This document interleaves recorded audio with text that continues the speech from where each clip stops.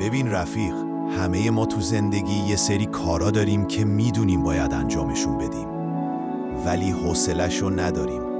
مغزمون مقاومت میکنه، تنبلی میکنیم یا میندازیمش برای فردا.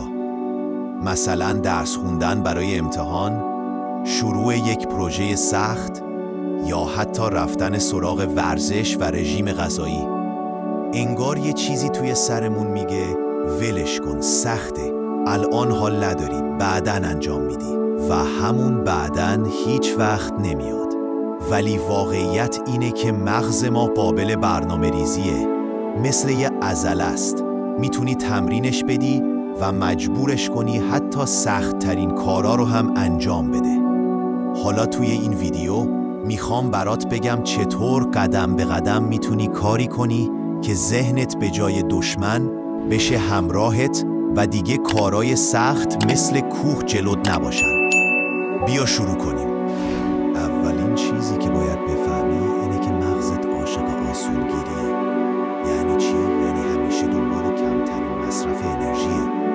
واسه همین وقتی میخوای کاری سخت انجام بدی، فوری 3 تا بهونه میاره. میگه بذار 5 دقیقه دیگه، بذار اول یه سریال ببینم، بذار گوشیمو چک کنم. اینا همش ترفندای مغزه برای اینکه انرژیشو حفظ کنه. حالا چجوری باید مغزو دور بزنی؟ ساده است. به جای اینکه بگی باید کل کارو یک جا انجام بدم، بهش بگو فقط 5 دقیقه شروع کن. این تکنیک 5 دقیقه‌ای باعث میشه مغزت فکر کنه کار آسونه و وقتی شروع کردی دیگه کم کم ادامه میدی. مغز از حرکت خوشش میاد. تو فقط باید کلید استارتو بزنی. درست مثل ماشین که اول باید روشنش کنی، بعد راحت میره. یه نکته دیگه اینه که ما فکر میکنیم باید اول انگیزه داشته باشیم، بعد کار کنیم. در حالی که این بزرگترین اشتباهه. واقعیت برعکسه. تو باید کارو شروع کنی تا انگیزه بیاد. وقتی مغز میبینه تو داری کاری رو انجام میدی، کم کم هورمونای لذت و دوپامین ترشح میکنه و این خودش انگیزه است. مثلا اگه منتظری اول حال کنی بعد بری سمت کار، هیچ وقت اتفاق نمیفته. یاد بگیر مثل یه ورزشکار حرفه‌ای عمل کنی. اون موقع صبح که میره تمرین حال نداره، انگیزه نداره، ولی میره. چون میدونه وقتی وارد زمین بشه بدنش گرم میشه و حال میاد.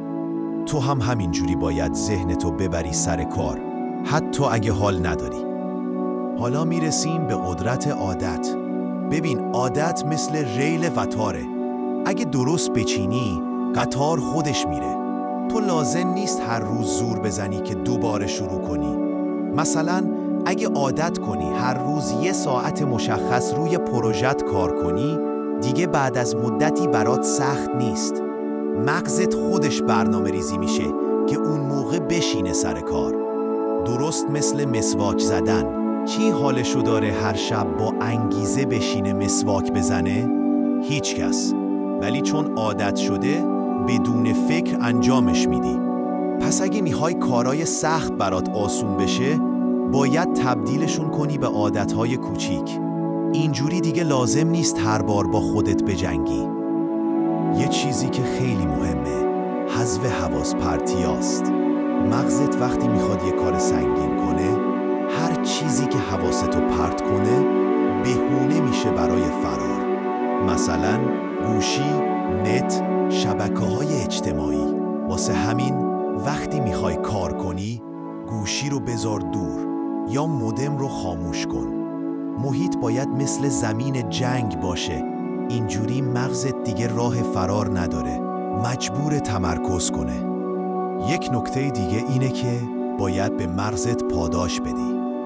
مغز درست مثل یه بچه است. اگه فقط زور بزنی و تنبیهش کنی، خسته میشه و قهر میکنه.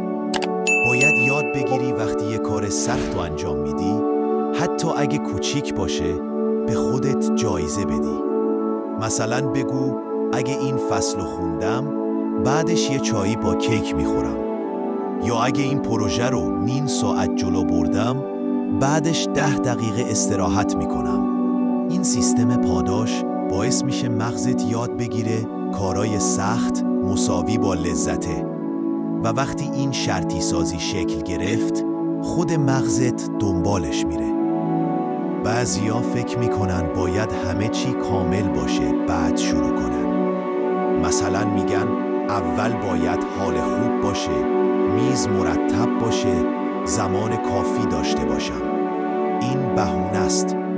مغز عاشق کمالگراییه چون اینطوری کارو عقب میندازه. ولی واقعیت اینه که هیچ وقت شرایط کامل نیست.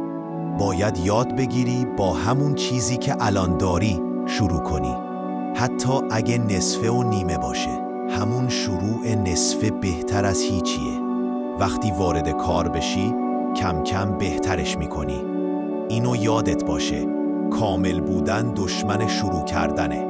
پس به جای اینکه دنبال بهترین شرایط باشی، با شرایطی که داری استارت بزن.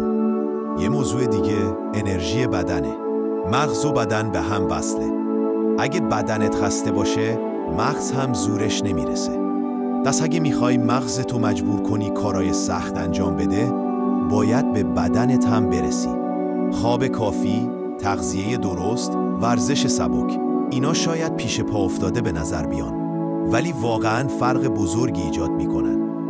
مثلا وقتی خوب نخوابی، مغزت 30% کاراییش میاد پایین. خب تو چطور میخوای با مغزی که نیمه خوابه کار سنگین انجام بدی؟ پس قبل از اینکه از مغزت انتظار سوپرمن بودن داشته باشی، بهش سوخت درست بده. یه تکنیک فوق‌العاده‌ای که میتونی استفاده کنی، تکنیک پومودوروره. یعنی چی؟ یعنی 25 دقیقه کار، 5 دقیقه استراحت. بعد دوباره. این روش میشه مغزت نسوزه و خسته نشه. چون مغز ظرفیت محدودی برای تمرکز داره. تو وقتی بهش میگی فقط 25 دقیقه کار کن، مغز قبول میکنه. چون زمانش کمه. و وقتی میبینه بعدش استراحت داری، با انگیزه میره جلو. کم کم با این روش میتونی ساعتها کار سخت و خرد انجام بدی بدون اینکه له بشی. یکی از بزرگترین دشمنای انجام کار سخت خودگویی منفیه. همون صدای توی سرت که میگه تو نمیتونی، این خیلی سخته، بذار ولش کن. باید یاد بگیری این صدا رو ساکت کنی. هر وقت این صدا اومد فوری باهاش مخالفت کن. بگو نه، من میتونم، فقط شروع میکنم. یا حتی میتونی به خودت انرژی مثبت بدی. مغز خیلی تحت تأثیر حرفاست. تو اگه مدام بهش بگی نمیتونی، واقعاً فلج میشه. ولی اگه بگی میتونی، راه میفته. پس مراقب حرفایی که با خودت میزنی باش. در نهایت مجبور کردن مغز به انجام کارهای سخت یه ترکیب از تکنیک‌ها و صبره. باید یاد بگیری کوچیک شروع کنی، عادت بسازی، پاداش بدی، حواس پرتی‌ها رو حذف کنی و با صدای منفی توی سرت بجنگی. مغزت دشمن نیست، فقط میخواد راحت باشه. تو باید نشونش بدی که راحتی واقعی بعد از انجام کار میاد، نه قبلش. یادت باشه بزرگترین آدمای موفق دنیا اونایی نیستن که همیشه حال داشتن، بلکه اونان که مغزشون رو رام کردن. تو هم میتونی، فقط باید شروع کنی. همون امروز، همون الان. خب تا اینجای کار دیدی که مغز ما مثل یه بچه لجبازه که همیشه میخواد راحتی رو انتخاب کنه. ولی وقتی یاد بگیری چطور باهاش رفتار کنی، میتونی وادارش کنی حتی سخت ترین کارا رو هم انجام بده. یادت باشه شروعهای کوچیک، ساختن عادت، حذف حواس پرتی و پاداش دادن به خودت کلیدای اصلی هن.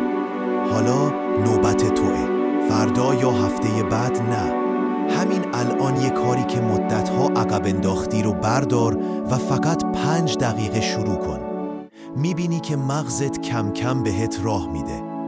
اگه خوشت اومد حتما تو کامنت ها بگو کدوم تکنیکو امتحان کردی و چه نتیجه گرفتی. مرسی که تا آخر همراه من بودی. امیدوارم از همین امروز مغزت بشه بزرگترین یار و یاورت تو انجام کارهای سخت.